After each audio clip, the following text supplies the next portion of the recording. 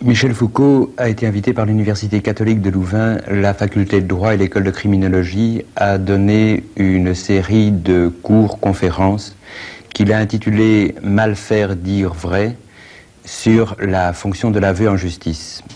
Pour vous présenter à nos auditeurs, je souhaiterais vous poser un certain nombre de questions. Bien sûr, vous êtes très connu, vous donnez cours au Collège de France, vous avez publié une série d'ouvrages depuis l'histoire de la folie, naissance de la clinique, les mots et les choses, l'ordre du discours, l'archéologie du savoir, surveiller et punir, et vous êtes en train d'écrire une histoire de la sexualité. Ces ouvrages sont pour la plupart connus, certains plus que d'autres. Certains ont suscité des débats parfois passionnés. Mais il me semblerait intéressant que vous puissiez nous dire un peu comment vous avez cheminé à travers une série de problématiques, une série de questions. Pourquoi vous vous êtes intéressé à l'histoire de la psychiatrie, à l'histoire de la médecine, à la prison, maintenant à l'histoire de la sexualité. Pourquoi aujourd'hui vous semblez vous intéresser à l'histoire du droit? Quel a été au fond votre itinéraire? Qu'est-ce qui a été le fil conducteur de votre réflexion? S'il est possible de répondre à une telle question. Oui, c'est une question difficile que vous me posez. Bon, parce que le fil conducteur, on ne peut guère le dégager qu'une fois qu'on a été conduit au terme dernier, c'est-à-dire au moment où on va cesser d'écrire. Et puis, au fond, vous savez, je ne me considère absolument pas ni comme un écrivain, ni comme un prophète. Je travaille, c'est vrai, en grande partie, souvent, au gré de circonstances, de sollicitations extérieures, de conjonctures diverses. Et je n'ai pas du tout l'intention de faire la loi. Et il me semble que s'il y a dans ce que je fais une certaine cohérence, elle est peut-être plus liée à une situation qui nous appartient à tous les uns et aux autres, dans laquelle nous sommes tous pris, plus qu'à une, si vous voulez, une intuition fondamentale ou à une pensée systématique. C'est vrai, si vous voulez, que, me semble, que la philosophie moderne, peut-être depuis le jour où Kant a posé la question Was ist Aufklärung, c'est-à-dire qu'est-ce que c'est que notre actualité, qu'est-ce qui se passe autour de nous, qu'est-ce que c'est que notre présent, il me semble que la philosophie a acquis là une dimension où s'est ouverte pour elle une certaine tâche qu'elle avait ignorée ou qui n'existait pas pour elle auparavant, et qui est de dire qui nous sommes. Oui. De dire qu'est-ce qu'est notre présent. Qu'est-ce que c'est que ça aujourd'hui? C'est évidemment une question qui n'aurait pas eu de sens pour Descartes. C'est une question qui commence à avoir du sens pour Kant, quand il se demande ce que c'est que la Aufklärung, et c'est une question qui est en un sens la question de Hegel. Qu'est-ce que c'est que le maintenant? Oui. C'est la question aussi de Nietzsche. Bon, et je pense que la philosophie, parmi différentes fonctions qu'elle peut et qu'elle doit avoir, a aussi celle-là, de s'interroger sur ce que nous sommes dans notre présent et de notre actualité. Je dirais que c'est en un sens autour de cela que je pose la question, et dans cette mesure, eh bien, je suis nietzschéen ou hegelien ou kantien, oui, par ce côté-là. Bon, comment est-ce que je suis venu alors à poser ce genre-là de questions?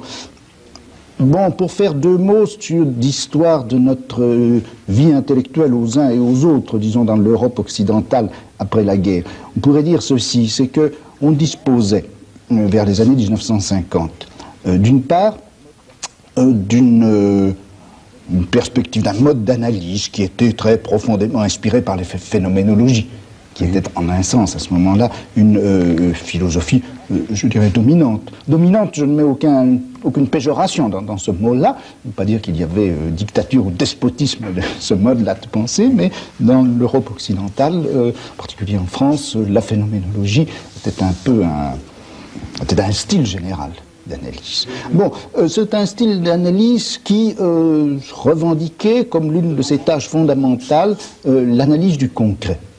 Bon, et il est très certain que de ce point de vue-là, on pouvait rester un petit peu insatisfait dans la mesure où le concret auquel se référait la phénoménologie, ce concret était, comment dire, un petit peu académique et universitaire. Vous aviez des objets privilégiés.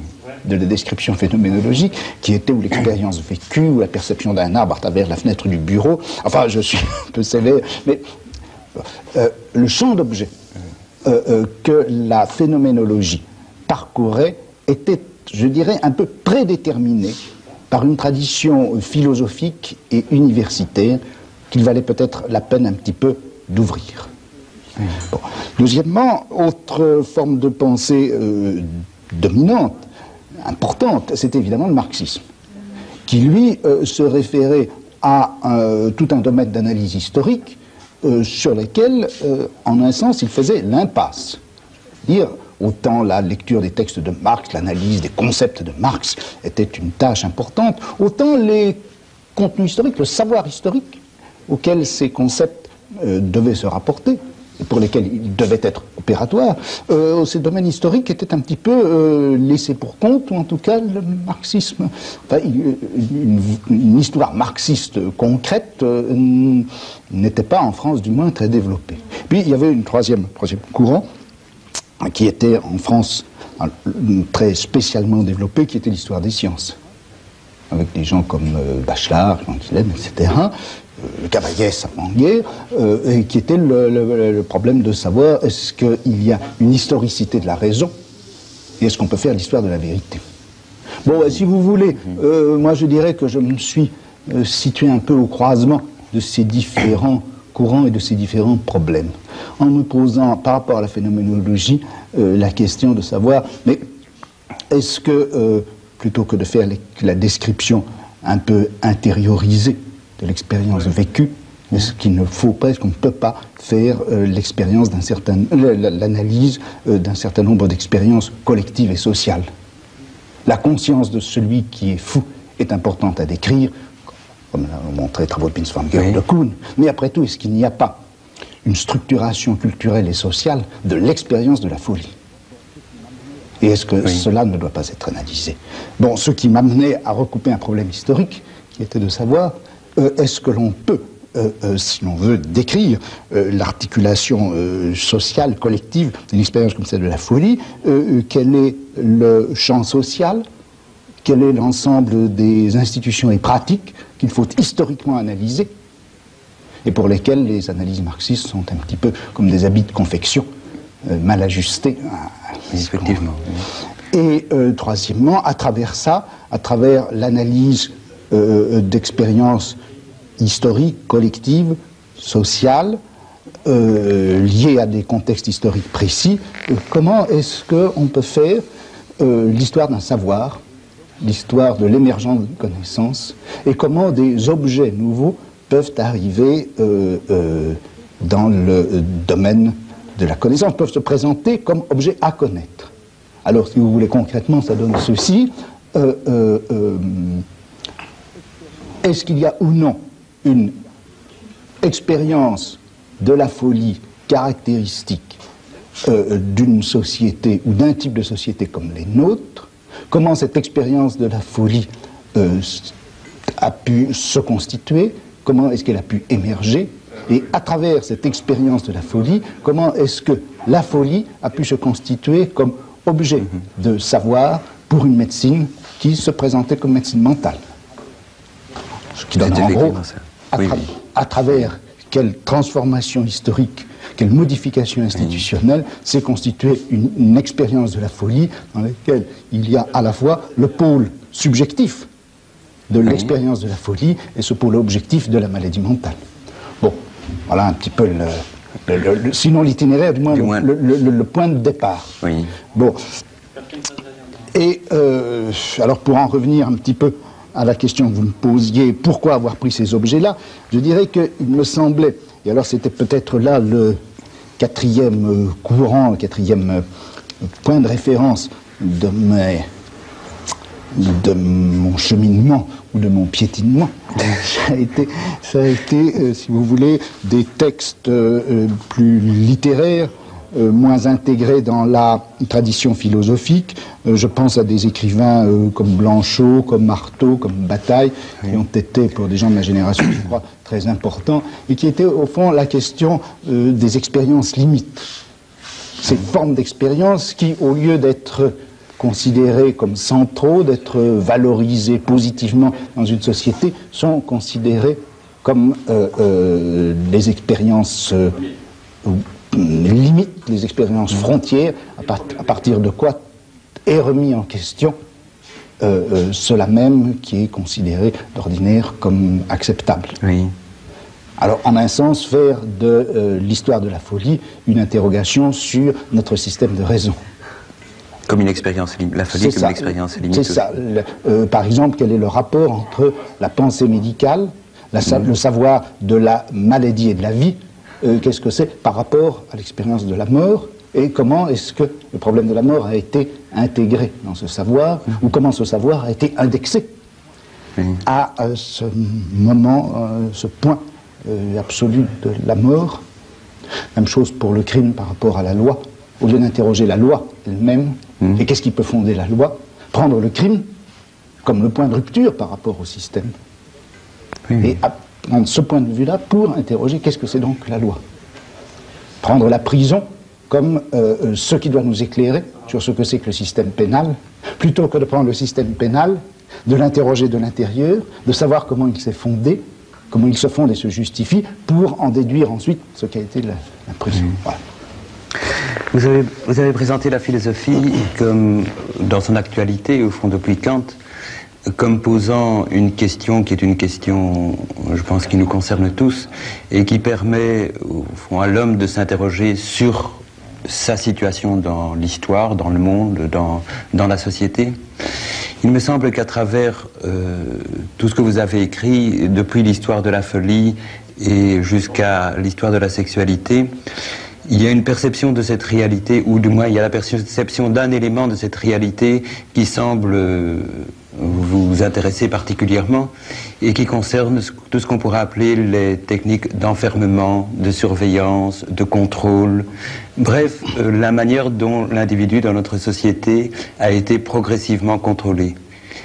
Est-ce que vous pensez qu'effectivement il s'agit là d'un élément qui, déjà depuis un certain temps, depuis peut-être l'époque classique dans notre histoire, est très déterminant pour comprendre cette modernité ? Oui, c'est vrai. Si vous voulez, ce n'est pas un problème que je m'étais posé au départ. C'est petit à petit, en étudiant un certain nombre de choses, comme justement la psychiatrie, la médecine, le système pénal, que tous ces mécanismes d'enfermement, d'exclusion, de surveillance, de contrôle individuel ont paru très intéressants et très importants. Bon, je dirais que j'ai peut-être posé ces questions-là d'une façon un peu sauvage à un moment donné, au moment où je me suis aperçu qu'elles étaient importantes. Bon, je crois qu'il faut bien délimiter de quoi il s'agit et quel est le genre de problème que l'on peut poser à propos de tout cela. Il me semble que dans la plupart des analyses, soit des analyses de type proprement philosophique, soit dans des analyses plus politiques, sinon des analyses marxistes, la question du pouvoir avait été relativement marginalisée. Simplifié. Ou en tout cas, c'est ça. Ou en tout cas, simplifié. Ou bien il s'agissait de savoir quels étaient les fondements juridiques pouvant légitimer un pouvoir politique, ou bien il s'agissait de définir le pouvoir dans une fonction de simple conservation ou reconduction de rapports de production. Oui. Alors, ou il s'agissait de la question philosophique du fondement, ou de l'analyse historique de la superstructure. Ceci me paraissait insuffisant, m'a paru insuffisant pour un certain nombre de raisons. D'abord parce que je crois, et un certain nombre de choses dans des domaines un peu concrets que j'ai essayé d'analyser le montrent, les rapports de pouvoir sont beaucoup plus profondément implantés qu'au simple niveau des superstructures. Bon. Deuxièmement, la question théorique du fondement du pouvoir est importante, mais je m'excuse, le pouvoir ne fonctionne pas à partir de son fondement. Bien sûr. Il y a des pouvoirs non fondés qui fonctionnent très bien et des pouvoirs qui ont cherché à se fonder, qui se sont effectivement fondés et qui finalement n'ont pas fonctionné. Bon, si vous voulez, mon problème a été de me dire, mais est-ce qu'on ne peut pas étudier la manière dont effectivement fonctionne le pouvoir ? Alors quand je dis le pouvoir, il ne s'agit absolument pas de repérer une instance ou une espèce de puissance qui serait là, occulte ou visible, peu importe, et qui diffuserait son rayonnement nocif à travers le corps social ou qui étendrait d'une façon fatale son réseau.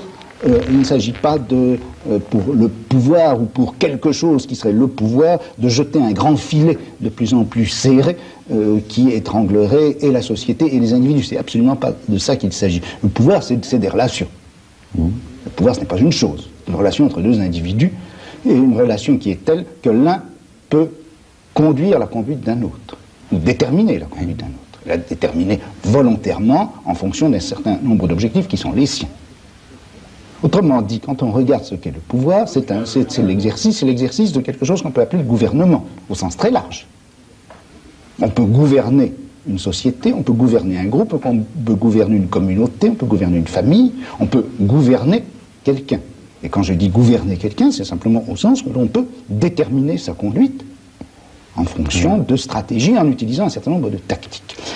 Donc, si vous voulez, c'est la gouvernementalité, au sens large, entendu donc comme ensemble des relations de pouvoir et techniques qui permettent à ces relations de pouvoir de s'exercer. C'est cela que j'ai essayé d'étudier. Comment est-ce qu'on a gouverné les fous?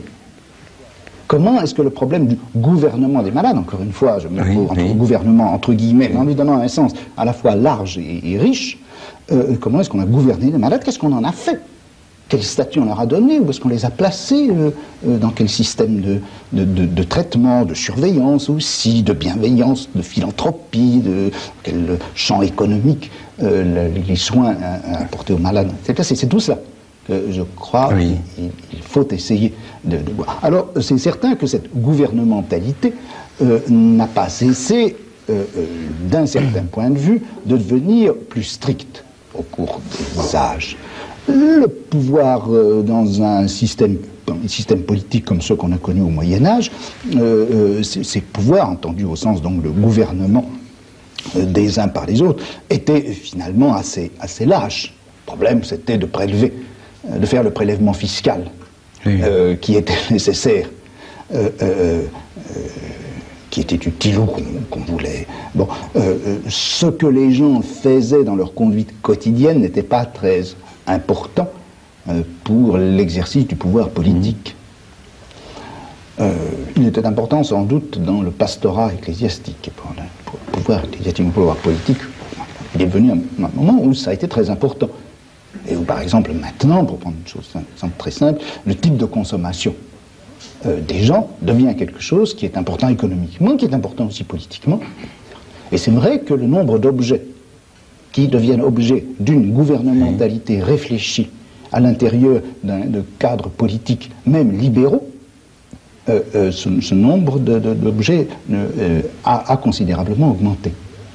Mais je ne pense pas non plus qu'il faille considérer que cette gouvernementalité prenne forcément la forme de l'enfermement, de la surveillance et du contrôle. Par toute une série de régulations subtiles, souvent, on arrive en effet à conduire la conduite des gens, ou à se conduire de telle manière que la conduite des autres ne puisse pas avoir des effets nocifs qu'on redoute, etc. C'est ce champ de la gouvernementalité que j'ai voulu étudier.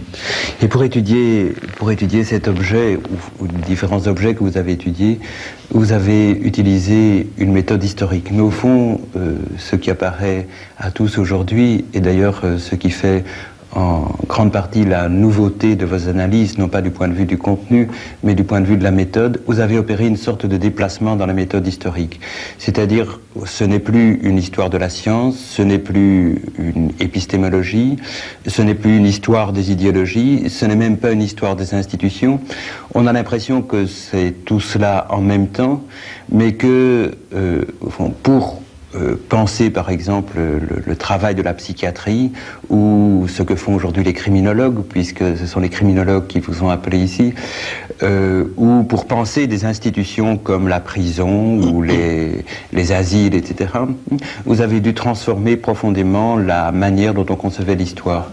Est-ce que par exemple l'opposition entre savoir et science qui apparaît dans dans votre œuvre, et principalement dans un certain nombre d'écrits plus méthodologiques, est-ce qu'elle vous semble très importante du point de vue de ce genre d'histoire que vous nous proposez?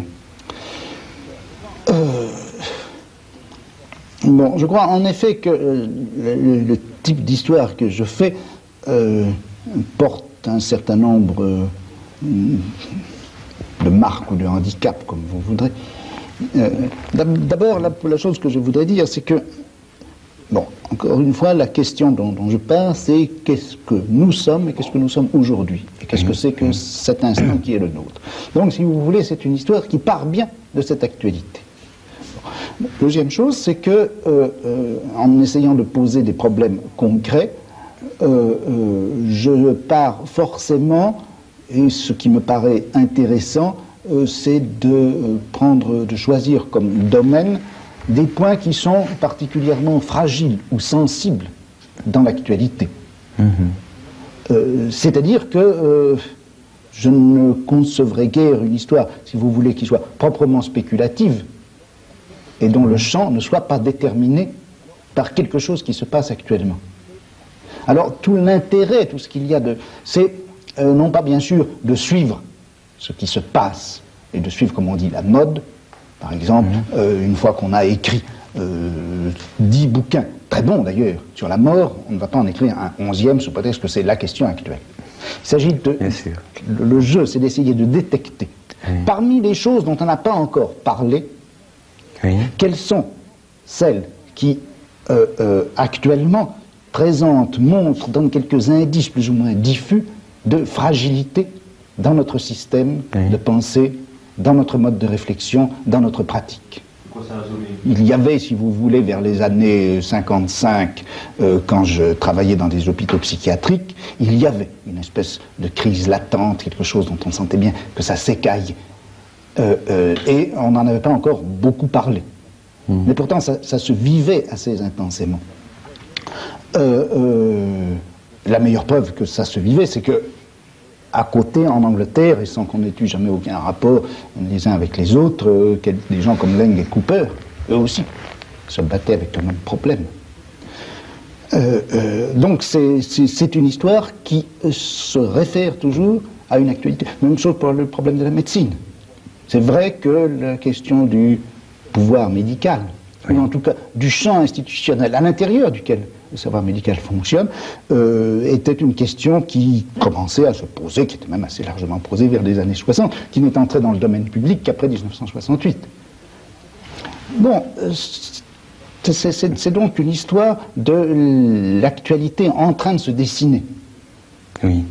Mais par rapport à cette actualité, au fond, la manière dont vous élaborez l'histoire, elle me semble originale, elle me semble... Est-ce qu'elle est, au fond, elle est réglée par l'objet même que vous analysez? C'est en raison de ces problèmes que vous percevez comme étant fragiles ou comme étant des problèmes clés dans notre société que vous êtes amené à en refaire l'histoire, pour les éclairer bien sûr, mais à en refaire l'histoire d'une manière spécifique?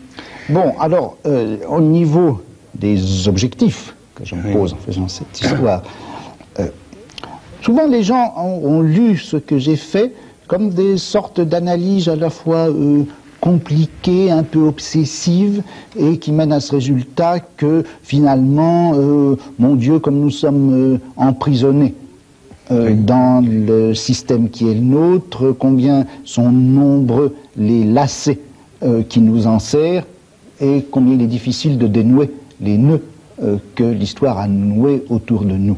Alors qu'en réalité, je veux faire tout le contraire. Car, lorsque j'essaie d'étudier quelque chose comme la folie ou la prison, etc., prenons si vous voulez l'exemple de la prison. Quand on discutait, il y a encore quelques années, disons au début des années 70, avec les gens sur la réforme du système pénal, une chose me paraissait très frappante, c'est que, par exemple, bien sûr, on posait la question théorique du droit de punir. Bien sûr, d'un autre côté, on posait le problème de savoir comment on peut aménager le régime pénitentiaire. Mais cette espèce d'évidence, si vous voulez, que la privation de liberté est au fond la forme la plus simple la plus logique, la plus raisonnable, la plus équitable de punir quelqu'un parce que il avait commis une infraction, cela n'était pas tellement interrogé. Or, ce que j'ai voulu faire, c'est de montrer combien finalement cette adéquation, pour nous si claire et simple, de la peine avec la privation de liberté, était en réalité quelque chose de récent. Quelque chose de récent, c'est une invention technique, qui a été, dont les origines bien sûr sont lointaines, mais qui a vraiment été intégrée à l'intérieur du système pénal, et qui a fait partie de la rationalité pénale à partir de la fin du XVIIIe siècle. Et j'ai essayé d'interroger les raisons pour lesquelles la prison était ainsi devenue une sorte d'évidence dans notre système pénal. Il s'agit donc de rendre les choses plus fragiles par cette analyse historique, ou plutôt de montrer à la fois pourquoi et comment les choses ont pu se constituer ainsi, mais montrer en même temps qu'ils se sont constitués à travers une histoire précise. Il faut donc montrer et la logique des choses, ou si vous voulez, la logique des stratégies à l'intérieur desquelles les choses se sont produites, et montrer que ce ne sont pourtant que des stratégies, et que du coup, en changeant un certain nombre de choses, en changeant de stratégie, en prenant les choses autrement, du coup, ce qui nous paraissait évident ne l'est pas. Notre rapport à la folie, c'est un rapport qui est historiquement constitué.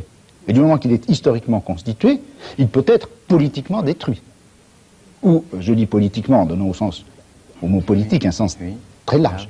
En tout cas, il y a des possibilités d'action, puisque c'est à travers un certain nombre d'actions, de réactions, etc., à travers un certain nombre de luttes, de conflits, pour répondre à un certain nombre de problèmes, qu'on a choisi ces solutions-là. J'ai voulu réintégrer beaucoup des évidences de notre pratique dans l'historicité même de ces pratiques. Et du coup, les déchoir de leur statut d'évidence pour leur redonner la mobilité qu'elles ont eue et qu'elles doivent toujours avoir dans le champ de nos pratiques.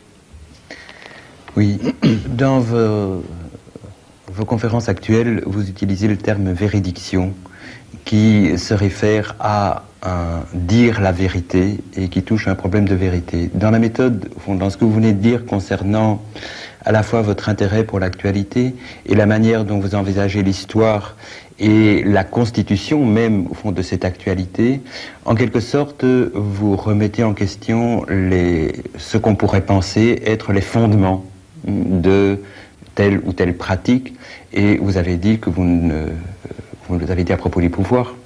Le pouvoir ne fonctionne pas à partir de son fondement, mais il y a effectivement toujours des justifications ou des réflexions philosophiques qui visent à fonder le pouvoir.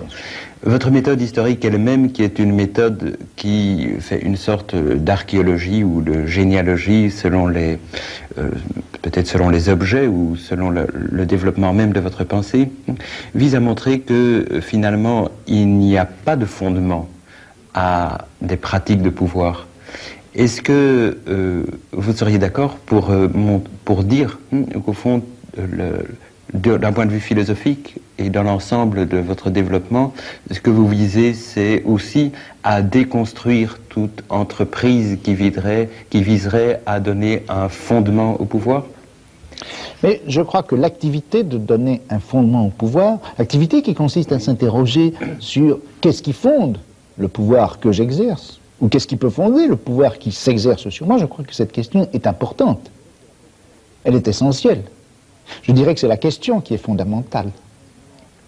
Mais le fondement que l'on donne en réponse à cette question fait partie d'un champ historique à l'intérieur duquel elle a une place tout à fait relative, etc. C'est-à-dire qu'on ne trouve pas le fondement, mais il est très important que dans une culture comme la nôtre, la question est de savoir si on peut le trouver ailleurs ou pas, dans d'autres cultures, ça je n'en sais rien, mais il est très important que pour nous, depuis, ma foi, non seulement des siècles, mais des millénaires, un certain nombre de choses, comme en particulier l'exercice du pouvoir politique, s'interroge lui-même, ou se voit interrogé par des gens qui posent la question, mais qu'est-ce qui vous fonde?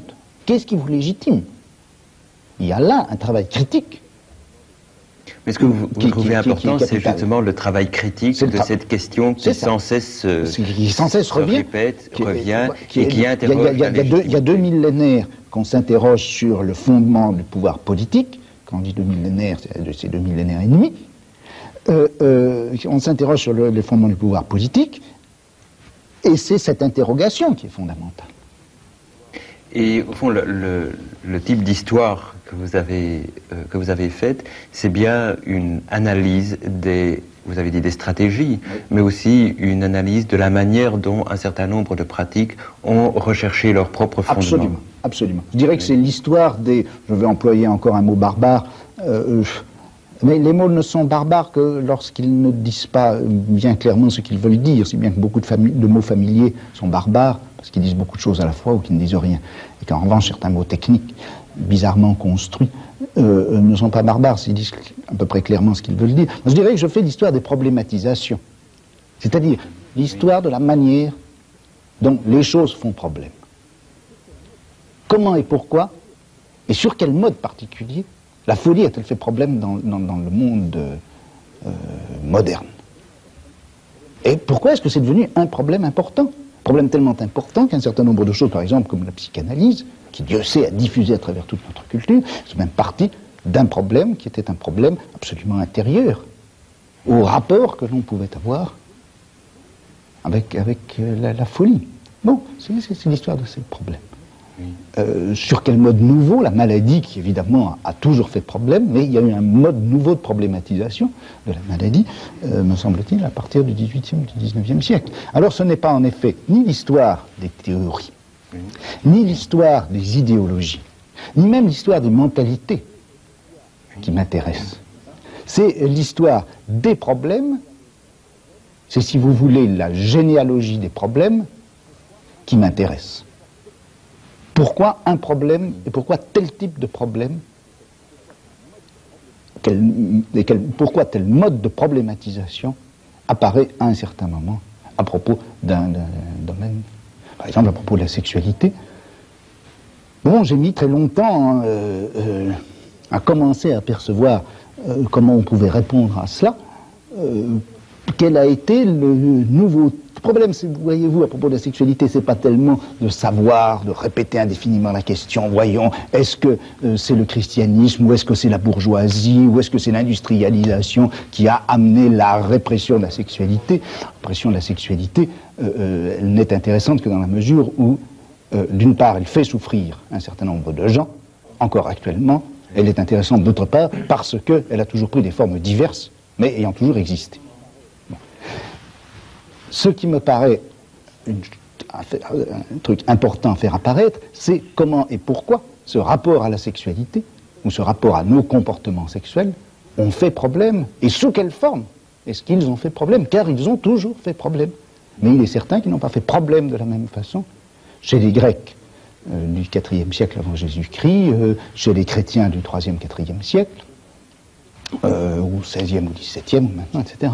C'est cette histoire des problématisations. Alors comment, dans les pratiques humaines, il y a un moment où, en quelque sorte, les évidences se brouillent, les lumières s'éteignent, le soir se fait, et où les gens commencent à s'apercevoir qu'ils agissent à l'aveugle, et que par conséquent, il faut une nouvelle lumière. Il faut une nouvelle lumière, il faut un nouvel éclairage, et il faut de nouvelles règles de comportement. Et alors, là, voilà qu'un objet apparaît. Un objet qui apparaît comme problème. Voilà. Oui. Je voudrais vous poser une dernière question. Vous avez été invité par la faculté de droit et vous semblez vous intéresser particulièrement maintenant au droit et aux phénomènes juridiques. Est-ce que vous pourriez expliquer brièvement, au fond, d'où vient cet intérêt pour le droit et ce que vous espérez en retirer? Écoutez, je crois que je me suis toujours un peu intéressé au droit, comme un laïc. Je ne suis pas un spécialiste du droit, je ne suis pas un juriste. Mais aussi bien à propos de la folie qu'à propos du crime, de la prison, j'ai rencontré le problème du droit, le problème de la loi. Et la question que j'ai toujours posée, c'était de savoir comment les technologies de gouvernement, comment ces rapports de pouvoir, entendus au sens où nous l'avons dit tout à l'heure, comment tout cela pouvait prendre forme à l'intérieur d'une société qui prétend fonctionner au droit et qui, pour une part au moins, fonctionne au droit. Alors ce sont les liens, les rapports de cause à conséquence, les conflits aussi, les oppositions, les irréductibilités entre ce fonctionnement du droit et cette technologie du pouvoir. C'est ça qui me paraît que je voudrais étudier, et il me semble que interroger les institutions juridiques, interroger le discours et la pratique du droit à partir de ces technologies de pouvoir peut présenter un certain intérêt, non pas du tout au sens que ça bouleverserait entièrement et l'histoire et la théorie du droit, mais il me semble que ça peut jeter une certaine lumière sur certains aspects assez importants de la pratique et de la théorie judiciaire, ainsi interroger le système pénal moderne à partir de la pratique punitive, de la pratique corrective, à partir de toutes ces technologies par lesquelles on a voulu modeler, modifier, etc., l'individu criminel. Il me semble que ça permet sans doute de faire apparaître un certain nombre de choses. Donc si vous voulez, je croise sans cesse le droit, sans le prendre comme objet particulier. Et si Dieu me prête vie, après la folie, la maladie, le crime, la sexualité, la dernière chose que je voudrais étudier, ce serait le problème de la guerre et de l'institution de la guerre dans ce qu'on pourrait appeler la dimension militaire de la société. Et là encore, j'aurais à croiser le problème du droit, aussi bien sous la forme de droit des gens, droit international, etc., que aussi le problème de la justice militaire, etc. Enfin, qu'est-ce qui fait qu'une nation peut demander à quelqu'un de mourir pour elle? Eh bien, nous espérons tous que Dieu vous prêtera vie pour pouvoir continuer à lire vos histoires, ces histoires multiples qui nous ont tant enrichis. Je vous remercie.